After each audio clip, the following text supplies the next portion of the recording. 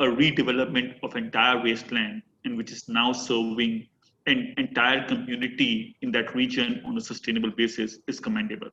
So, Mr. Mantoo, my question to you will be, how do you think the model of wasteland redevelopment which you have followed on ground in India can be replicated on a worldwide basis? Because wasteland is something which is available almost in every country of the world. And how do you think the model you have followed in India can be replicated on a worldwide basis? Can we have the spotlight on Mr. Mantoo, please? Yeah, Mr. Mantoo. Thank you, Mayank. Thank you. And before I answer your question that whether it can be replicated worldwide, answer is yes. But I will come back to this question once again after I talk briefly about the Ladakh project, the first one in Ladakh. So before that, I would once again welcome Brahmakumari Sister Jayanti Kriplani ji, Honorable Chief Minister of Sikkim, Shri Prem Singh Tamang ji, Honorable Member of Parliament Shri Subrat Pathak, expert panelists, organizers, and hundreds of distinguished guests who have registered for this Global E-Summit. So, talking briefly about the first integrated wasteland development project under the most difficult conditions on this planet, that is in Ladakh. In April 2016, we facilitated a land use agreement between the local administration and Ladakh Farmers and Producers Cooperative Limited for an area of about 2,500 acres, which is now our standard project size, in the village Rambirpura near Leh, Ladakh. This piece of land was not cultivated for centuries and did not have a drop of water or a blade of grass, a typical cold desert. The integrated wasteland development project was launched under a unique developmental model of distributed ownership, which means no other outsider would ever have any ownership rights on the land or its assets, which would belong only to a cooperative of local villages. In this case, 219 families of Rambirpura village.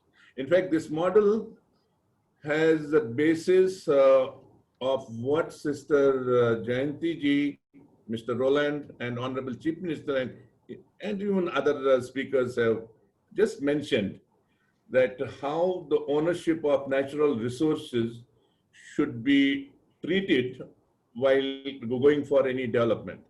Now, today, after 4 years of launching this project in Ladakh, Rambirpura, on the cold desert wasteland, we can boast of the largest apple and apricot plantation in the country, with the largest integrated irrigation system, with the 7 high-tech pumping, filtration, fertigation stations, and several 100,000 seedlings are yet to be planted. This has already taken the lead in the country, but a lot more plantation work and irrigation system has to be expanded further. The local villagers initially contribute. How do we finance these projects? Is that they contribute a small amount for as per each household, which forms the seed capital for the project. In lieu of this contribution, all the villagers in that area are offered 1.5 acres of developed land from the project site. This is the formula which we have worked out and trying to replicate in other places also. As we know, each village in India has about 10 to 40% of landless households. In one stroke, you are actually converting these set of landless people into land-owning families, actually, and meeting one important United Nations Sustainable Development Goals, bringing in the socio-economic transformation in the lives of extremely poor people. These are all tribal people. And this is done even before the project is started. The other funds for the project come in the form of CSR, grants, subsidies, local entrepreneurs, and finally the BRIC investors.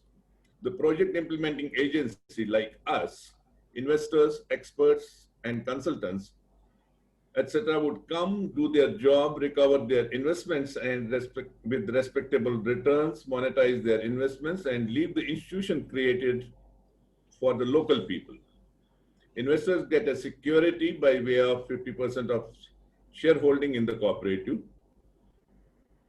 Our focus in developing these wastelands is always on high-value niche crops through organic cultivation practices to make these projects self-sustaining in the long run.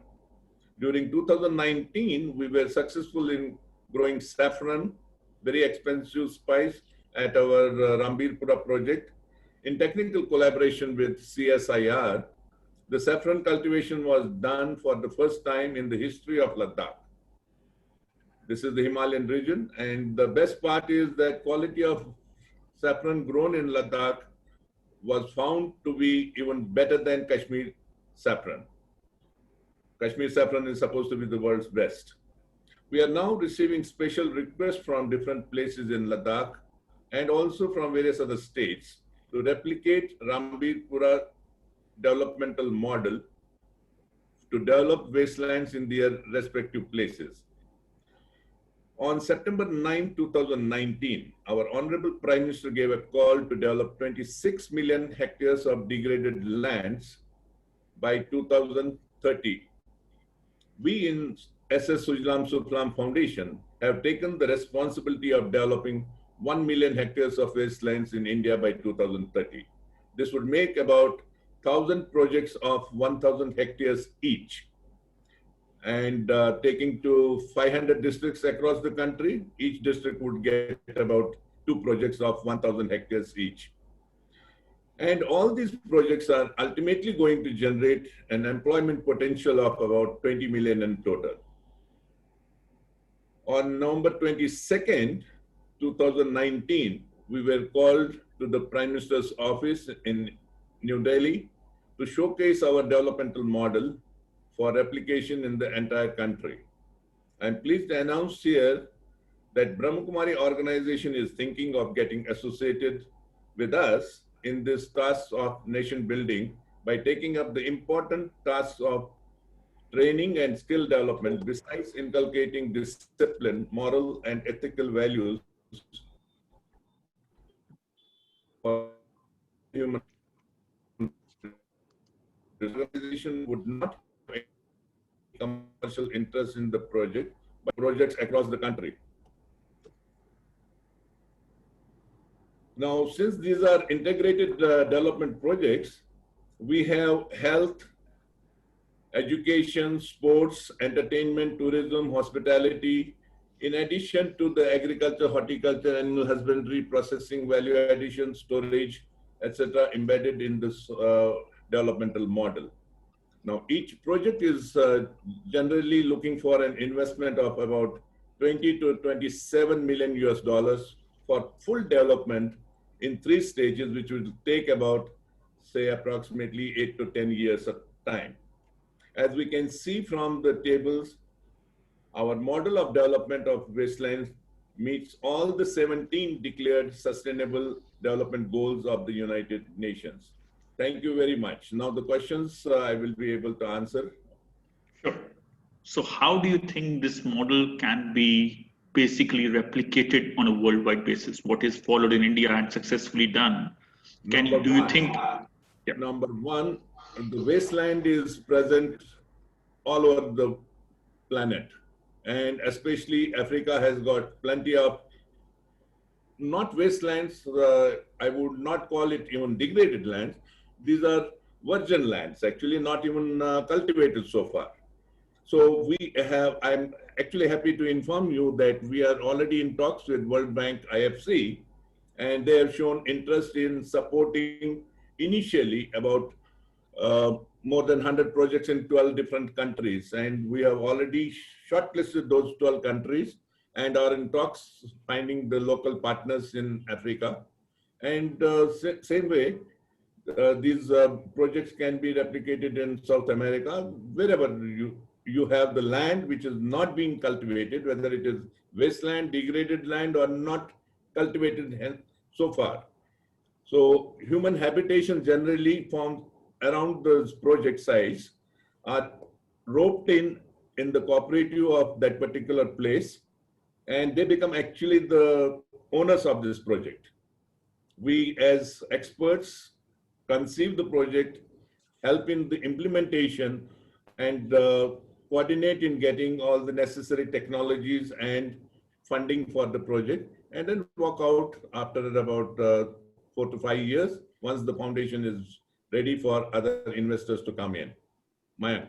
Perfect. Thank you so much. I believe the model you've explained is where a partnership model, working with the locals, getting your expertise, getting the support of the government and an organization like UNGSI, we can actually make a lot of betterment to the communities across the globe. That's and what we leave the assets and developed areas for the local people to enjoy for hundreds of years. That's precisely, I mean, we are not living in the world of colonialism anymore. It's about giving to the people what they deserve, and we all contribute in our best possible manner. So yes, taking the lead from that, I will just move to our next round of discussion.